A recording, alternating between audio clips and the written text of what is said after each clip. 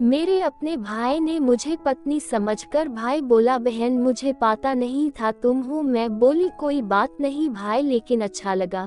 इतना अच्छा मुझे पहली बार आया है, मैंने पहली बार किया है। आगे क्या हुआ हम दोनों भाई बहन में देखने के लिए वीडियो को पूरा देखे। हेलो दोस्तों, आज की कहानी बहुत मजेदार होने वाली है, तो वीडियो अंत तक जरूर देखिएगा। इस कहानी में मेरा नाम लीजा है और मैं अभी मैनेजमेंट की डिग्री की पढ़ाई कर रही हूँ। मैंने प्राइवेट कंपनी के लिए इंटरव्यू दिया है। हमारे घर में मम्मी डैडी मैं और मेरा छोटा भाई मिला के कुल 4 लोग रहते हैं।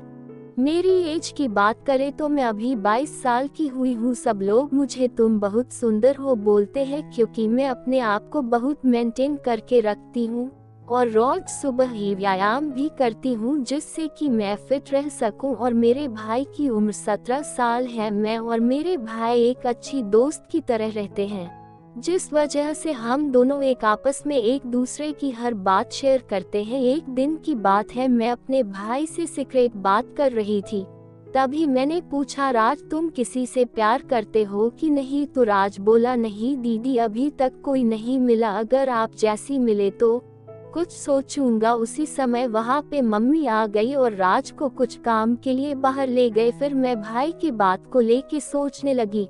मेरे भाई के मुंह से आप जैसी बात सुनकर मेरे तो होश उड़ गए थे। मैं कुछ समय बस उसके ही बारे में सोचती ही रही अपने कमरे में। यही सब सोचते सोचते कब मैं सो गई मुझे कुछ पता भी नहीं चला। फिर मैं जब उठी तो घर में कोई भी नहीं था, शायद मम्मी और राज अभी तक नहीं आए थे। फिर मैं बाथरूम में जाकर नहाने लगी, तभी मम्मी और राज मार्केट से आ गए। तो मैं कपड़े चेंज करके उसके पास जाके बातें करने लगी। फिर कुछ टाइम बाद वो भी कॉलेज गया और मैं भी अपने कॉलेज चली गई। मैं अपने कॉलेज में भी अपने भाई के बारे में ही सोच रही थी, क्योंकि आज तक किसी ने मेरे को ऐसा नहीं बोला था। फिर तभी मेरी एक बेस्ट फ्रेंड पूजा मेरे पास आकर बोली अरे लीजा, आज तुम खोई खोई सी हो। फिर मैं बोली कुछ भी तो नहीं। फिर मैंने पूजा से पूछा यार कुछ तो आइडिया बताऊं कि पैसा कैसे कमाए जाए, क्योंकि अब तो हमारा कॉलेज भी खत्म होने वाला है। तभी पूजा मुझे गुस्से से देखकर बोली अरे चल यार, पैसा कमाना कोई पहाड़ तोड़ना नहीं है।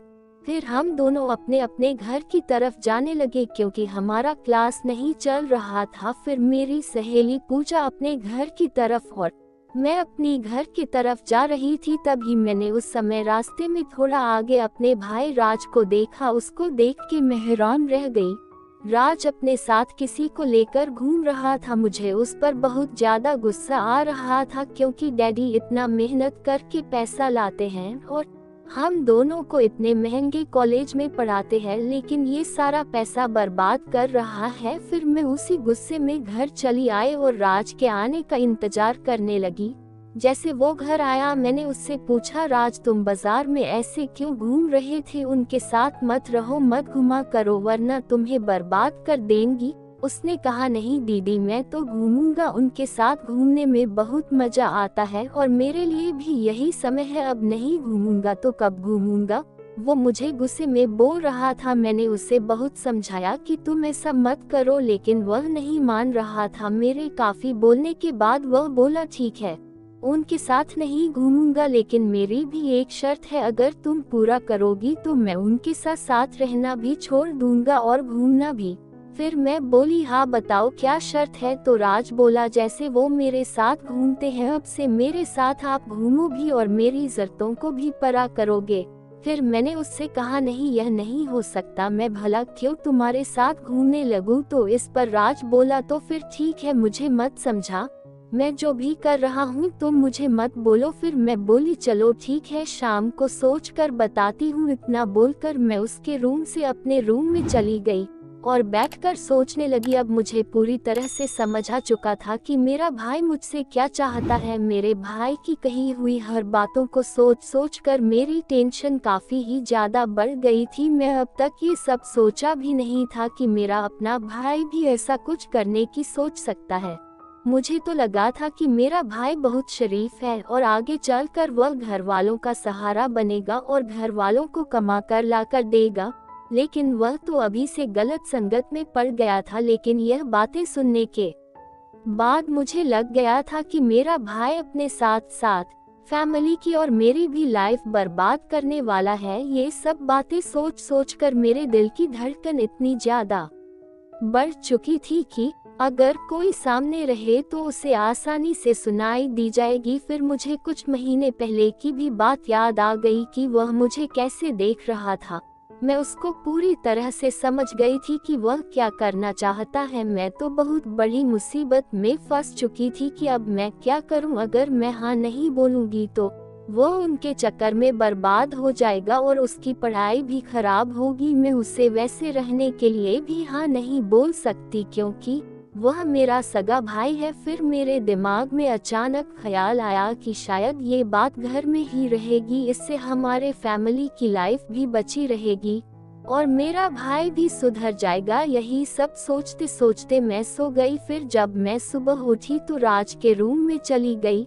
शुरू में तो मैंने बहुत समझाया लेकिन मेरी एक भी बात समझने को राजी नहीं था। फिर मैंने उससे कहा मुझे तुम्हारे शर्त मंजूर है। फिर मैं बोली चलो पहले हम शॉपिंग करेंगे। फिर मैंने उससे कहा कि यह बात बाहर किसी को पता नहीं लगना चाहिए और तुम किसी के साथ भी आज के बाद मत दिखाई देना। फिर भाई बोला ठीक है, आज के बाद आप जैसा कहोगी मैं वैसा ही करूँगा। फिर मेरे भाई से बातें सुनने के बाद मैं उनके पास गई जिसके साथ मेरा भाई इधर उधर घूमता था और उन्हें अच्छे से समझाकर घर आई। फिर घर आकर मैं मम्मी के पास चली गई और किचन में हेल्प करने लगी क्योंकि आज रविवार था तो हमें कहीं नहीं जाना था। फिर मैं डैडी और भाई नाश्ता करने लगे और उसके बाद मैं और राज शॉपिंग करने चले गए। मार्केट जाकर राज ने मुझे एक कपड़ा खरीद के दिया और अपने लिए भी कपड़े लिए। साथ ही मैंने अपनी मम्मी के लिए भी एक साड़ी खरीद ली। फिर शॉपिंग करके हम एक होटल में गए और वहां से खाना खाकर घर आ गए। फिर शाम को